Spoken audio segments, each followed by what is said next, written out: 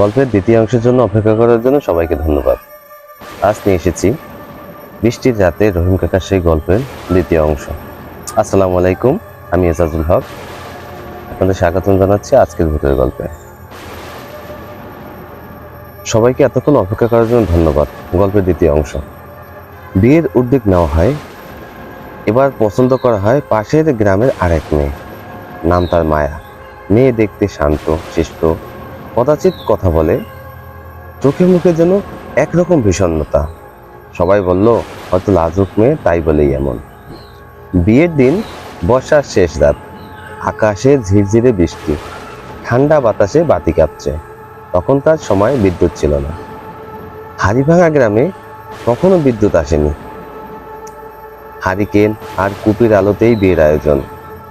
লোকজন মজা করে বলছিল, এইবার তো কাকার কপাল খুলল, সব ভূত টুট বিদায়। কিন্তু রহিম কাকার চোখে ভয়।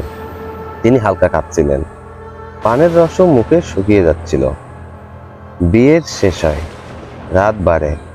আগেকার দিনে বেশিরভাগ বিয়ে হতো রাতের বেলায়। আমাদের বর্তমান সময়ে বিয়ে হয় দিনের বেলায়, কিন্তু বেশিরভাগ আগের বিয়েই হতো রাতের বেলায়। সবাই চলে যায় যে যার ঘরে।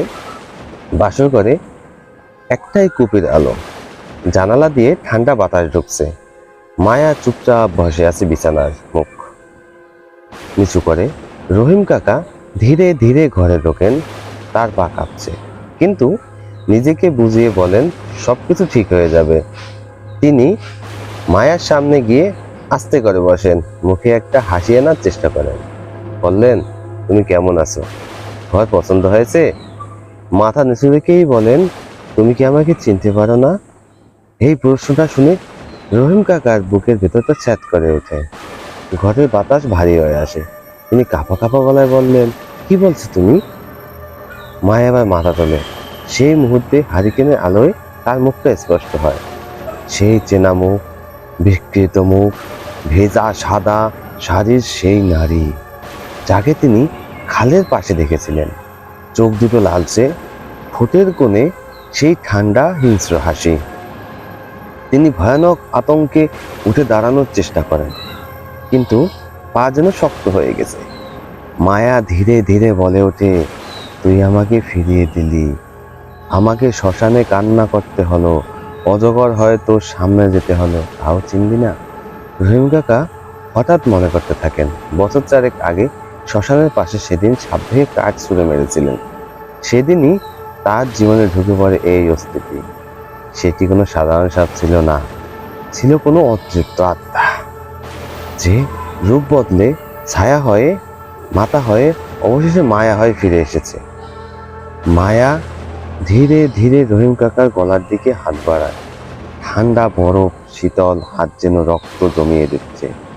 তুই আমাকে মেরেছিস, শান্তি নষ্ট করেছিস, এখন সময় হয়েছে তোকে নিয়ে যাওয়ার। হঠাৎ বাইরের জানালায় বজ্রপাত হয়। সেই আলোয় দেখা যায় মায়ার পেছনে দাঁড়িয়ে আছে সেই মাথাহীন শরীর, চুল ছড়িয়ে মেঝে শুয়ে গেছে। মাথাটা টয়লেটে সেই বিভৎস মুখটাই, লাল চোখে তাকিয়ে আছে রহিম কাকার দিকে। তারপর রহিম কাকার যখন হুঁশ আসছে, তখন রহিম কাকা দেখতে পায় সে নিজেদের বাড়িতে শুয়ে আছে, চারপাশে অনেক লোকজন।